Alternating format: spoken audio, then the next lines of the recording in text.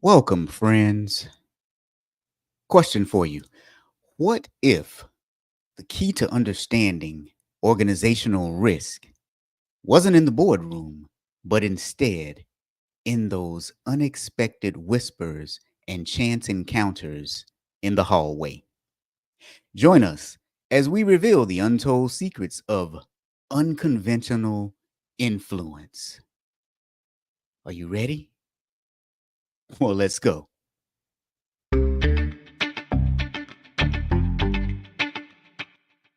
Welcome to Audit Bites, the podcast that helps auditors become awesome. Join us for bite-sized info and education to excel in your auditing career.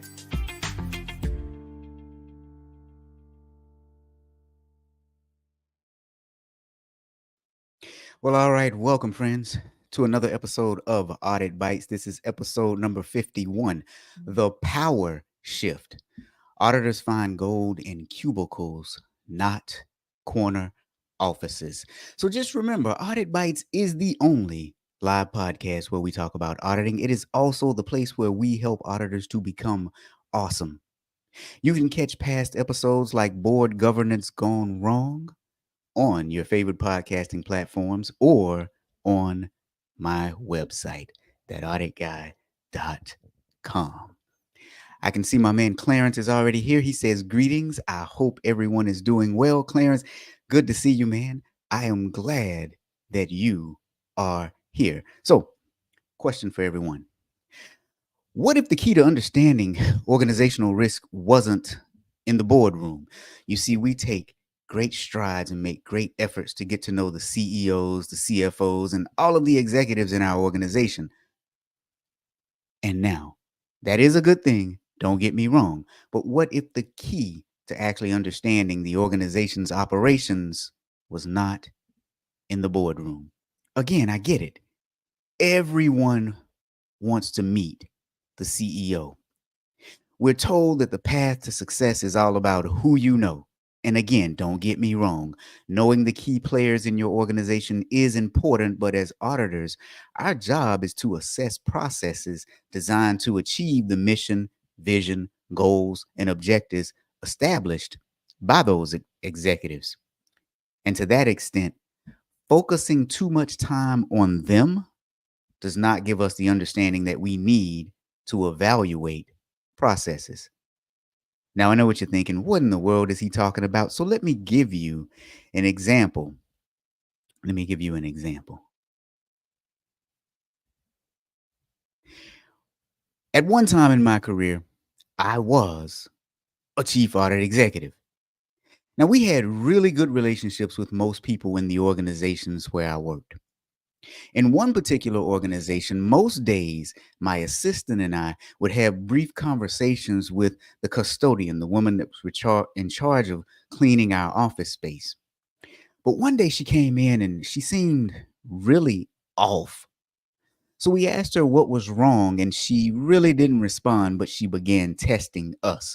For example, she asked me, she said, Now, your job is to check up on things that are happening at this organization, right? And I said, Well, yeah, to a certain extent. And I explained to her what it is that we did. She left that day, came back the next day, still looking kind of troubled. And so we asked, What's wrong?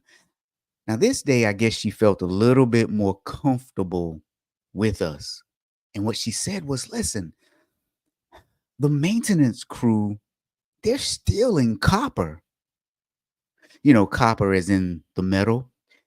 So, for those of you who don't know, you can sell metals, copper, silver, gold, and you can get cash for them.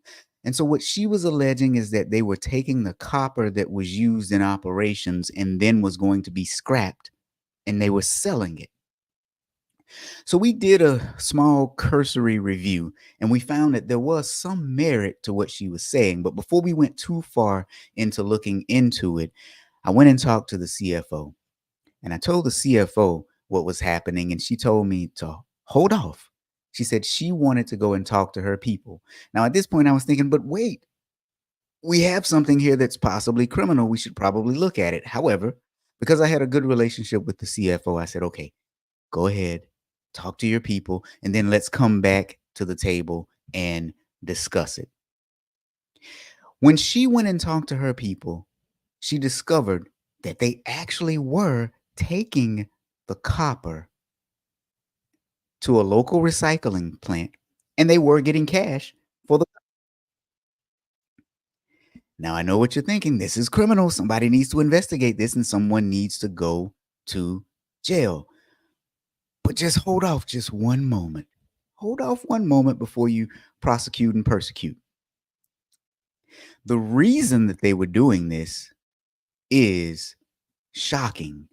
But before I tell you the reason, my man Clarence said, I've seen that before during an audit. And then Clarence also says they had no policies in place. Now, Clarence is also saying he didn't receive the items. So Clarence actually won our giveaways that we have on the show sometimes. Hey, Clarence, let me check the shipping because I know that they've been shipped. I get notifications when they've been shipped. So let me check and see where they are in transit. So now we're at a point in the story where one of the cleaning people, one of the custodians, has come to us and said, people are stealing copper. We went and looked into it. People were actually taking copper to a local recycling plant and getting cash for it. I talked to the CFO about it. The CFO wanted to talk to her people. Her people admitted to doing it. And the reason that they were doing it is going to shock you. But before I tell you why they were doing it, let me invite you to.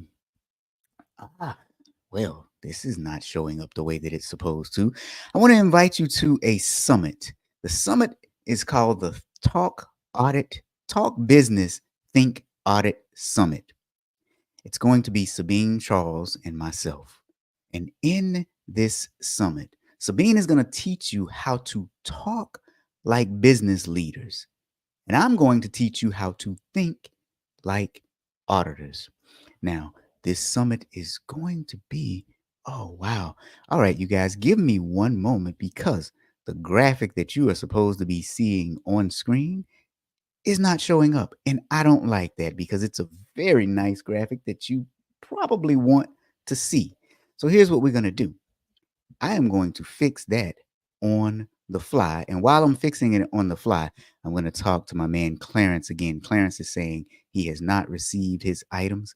Clarence, I'm going to check on that for you, my man. Because, like I said, they have been shipped. So I will check to see where they are in the shipping process. So if they have been shipped and you have not gotten them, we need to check with the postal service. And I'll do that because I have a tracking number for you. All right. So let's try this again and see why that graphic is not showing up for you guys. Let's try this again.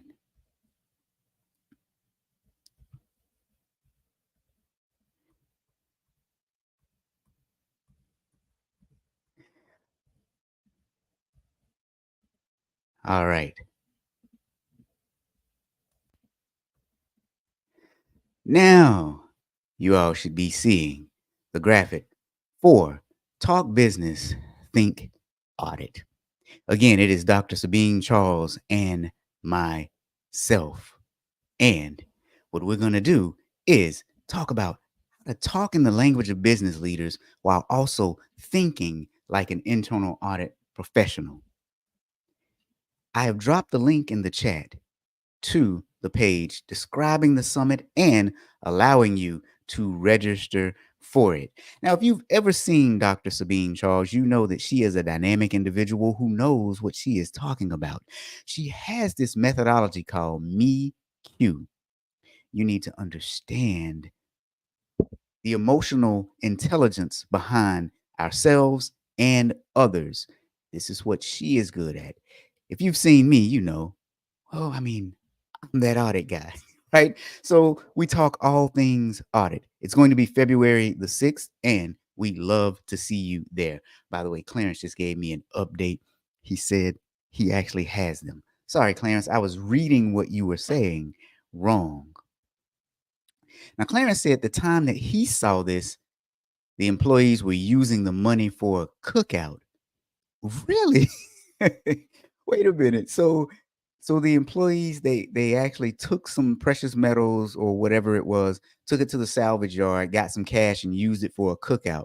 Was it a cookout for the employees, and why were they using it as a cookout?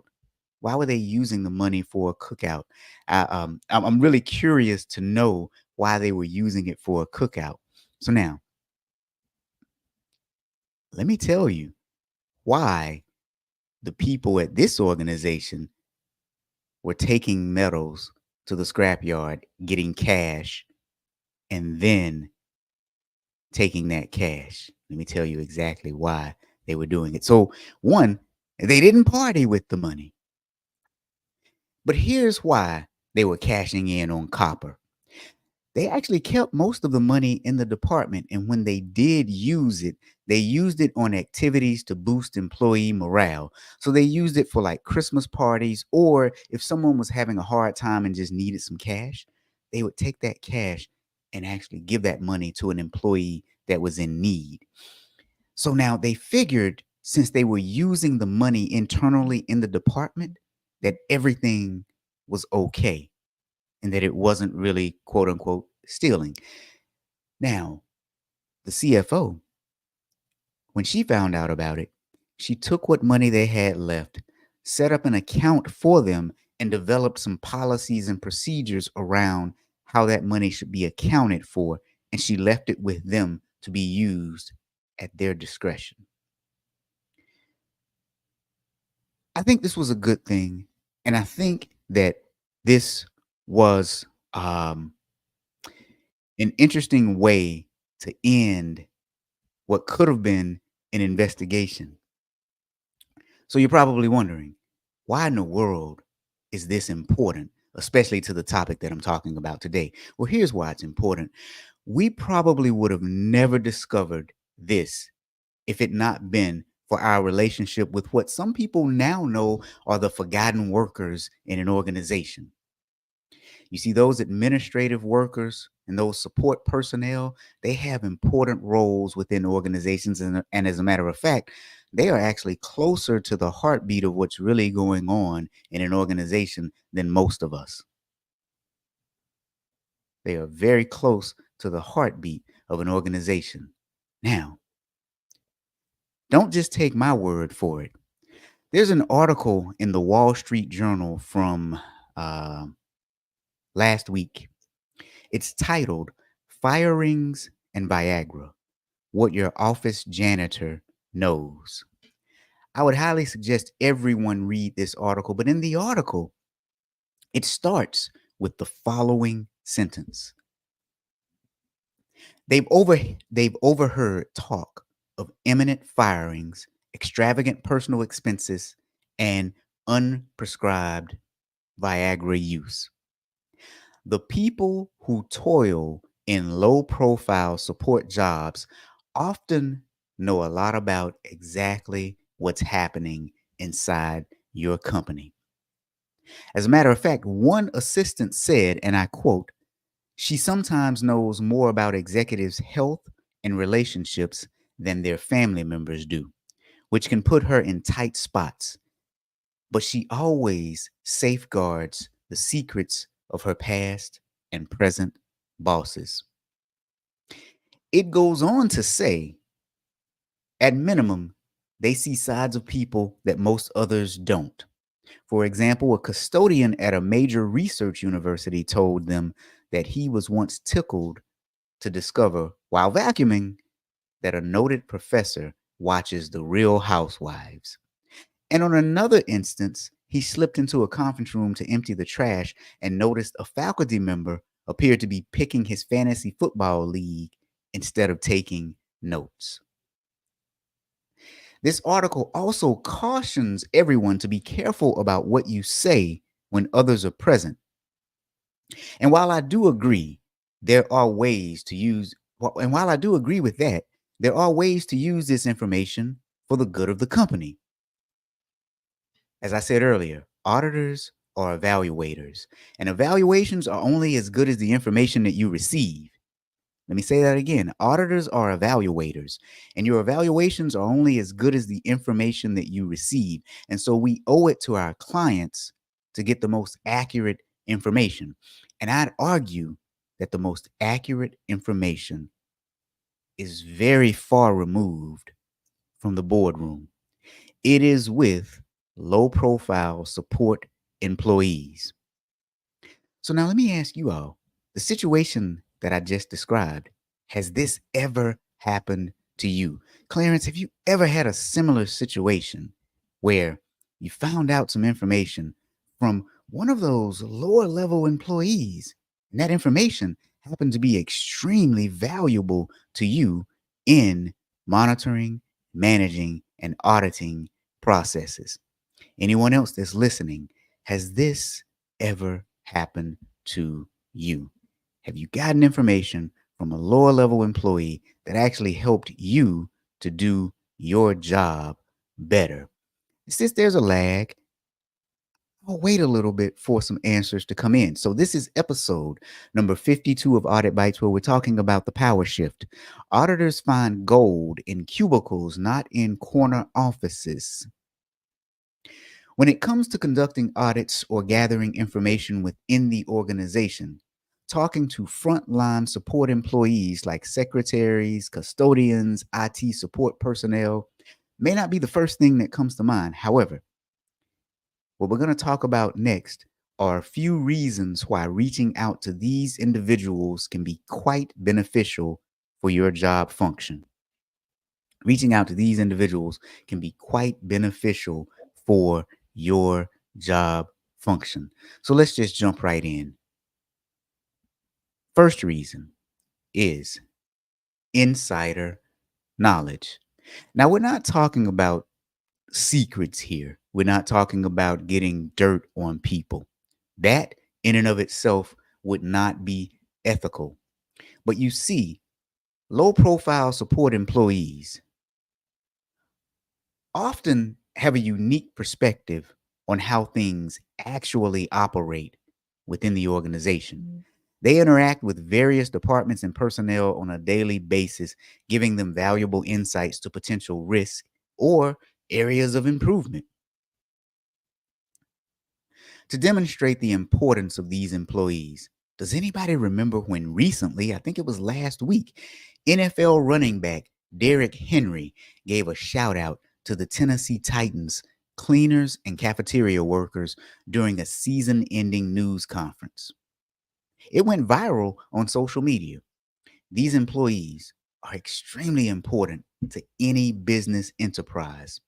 I'm not only talking about just cleaners, but rather people in lower level roles with no direct or indirect responsibilities for operational processes.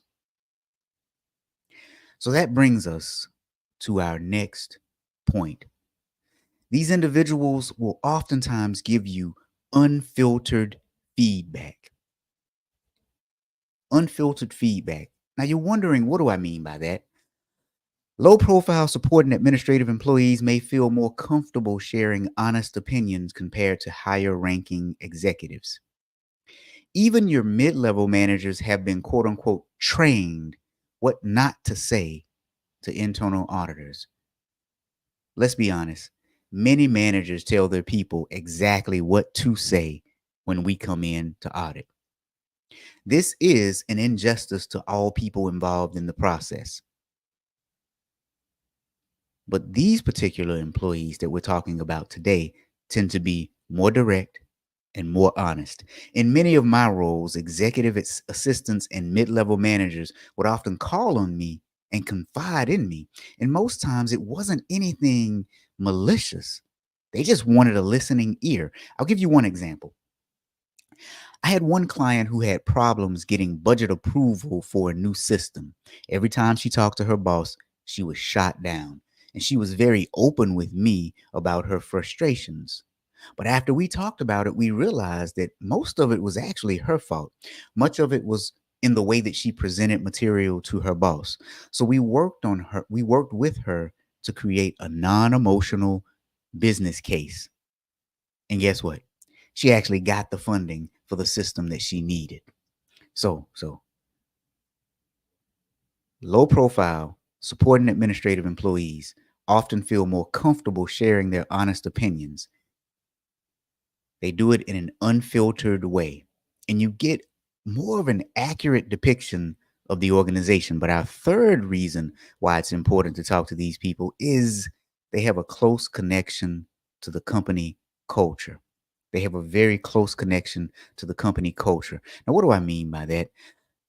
Low profile support and administrative employees contribute significantly to the overall workplace atmosphere, and they can also influence the organization's culture at a grassroots level. Let's just be realistic. In most organizations, there are essentially two different cultures. There's the marketed culture, this is who we think we are, and then there's the actual culture. Ideally, you'd like for these two cultures to align, but they don't always align. And these people that we're talking about today are closer to the actual culture than almost anyone in the organization. When you look at how people treat the quote unquote lowest level people in their life and at work, that shows you what the true culture is and what their true character is. I'll give you an example. I worked for one organization where for years the CFO would give Christmas bonuses and different perks to all employees whose salary was below a certain amount. She often walked around and talked to people. She held a lot of up close and personal town halls. Now, this is the same CFO that I was talking about earlier.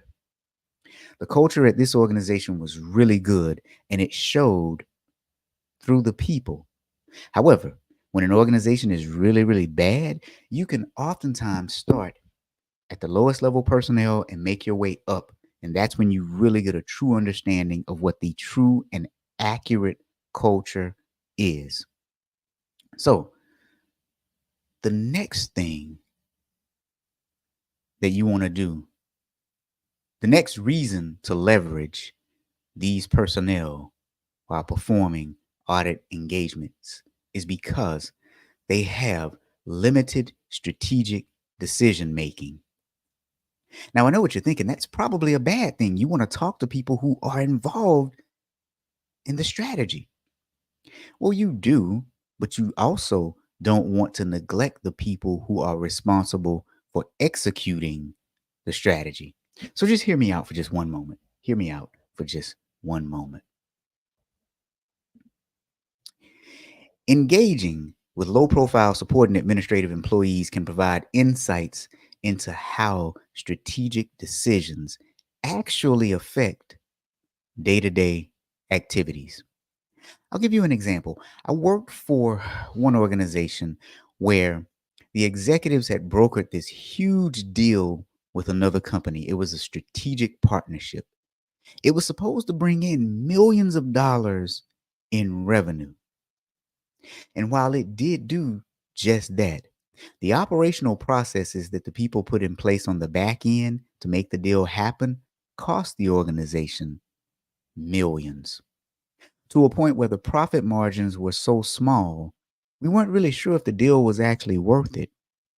Now, executives were so far disconnected from the actual operational processes, they didn't understand the expense side.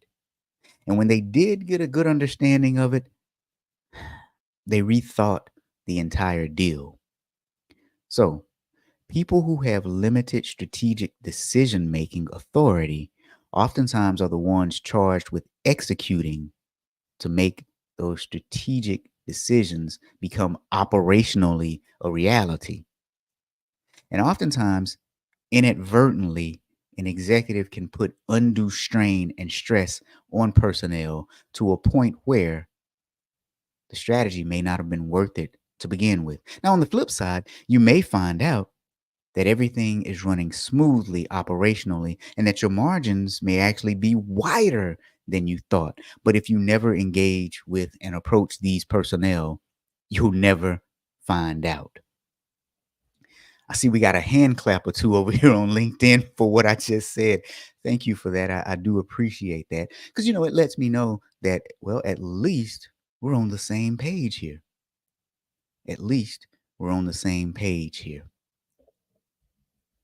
So now, our fifth and final reason to network with low profile support and administrative employees is that there is an immediate impact on productivity. When you engage with them, they are directly responsible for executing processes. What do I mean by that? Listen, the effectiveness and efficiency of low profile and support employees in carrying out operational processes influence the direct success of the business. And let me give you an example of what I mean by that. At one point in my career, I had a client that was an insurance company, and they had huge problems. I won't get into the details.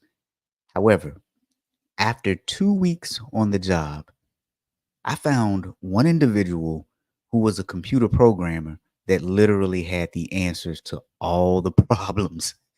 She had actually mapped out how to code it and how to fix it all. And so when I asked her, well, why haven't they fixed the problem if you have the answer? What she said shocked me. I was appalled. I was upset. Here's the issue. She was their computer programmer. She knew about 3 to 5 different programming languages. However, she didn't have an undergraduate degree and she didn't have a master's degree. And so the people in the organization did not take her seriously. She had been screaming about this problem for the last 3 years, is what she had told me.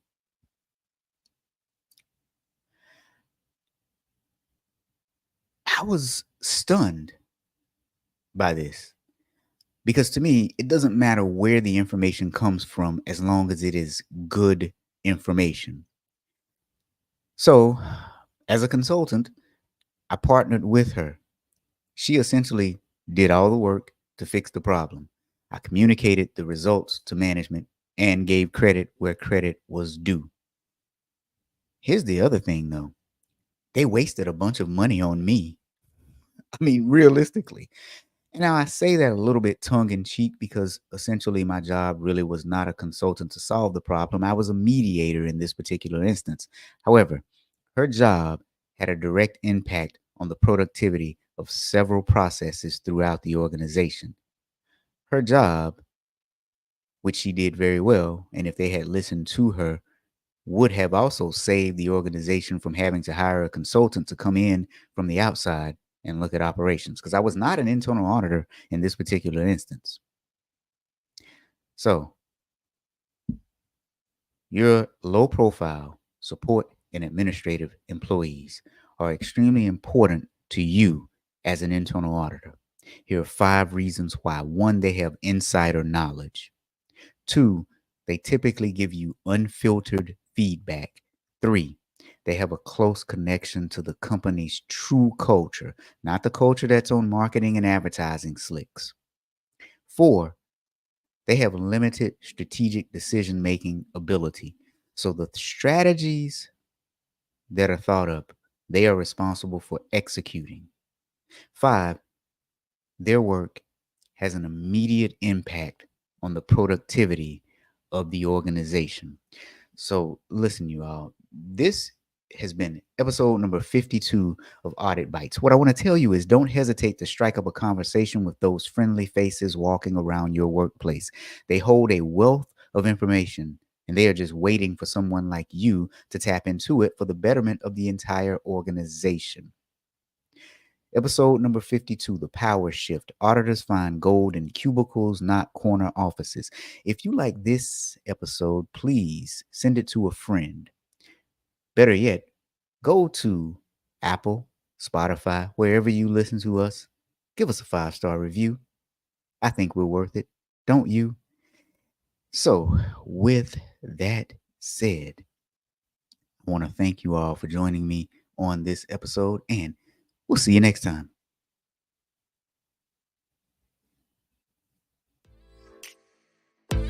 Thank you for watching this episode of Audit.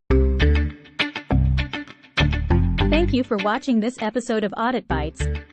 If you receive value from this podcast, do us a favor. First, tell other auditors. Second, give us a 5-star review. And finally, talk to Robert about training your auditors. Our contact information is on our website, www.thatauditguy.com. It's also where you will find our course catalog, on-demand courses, a kick butt blog, other podcasts, Robert's best-selling books, and last but not least, audit merch. That's right, we have audit hats, shirts, mugs and more. Thanks for watching and listening. See you next episode.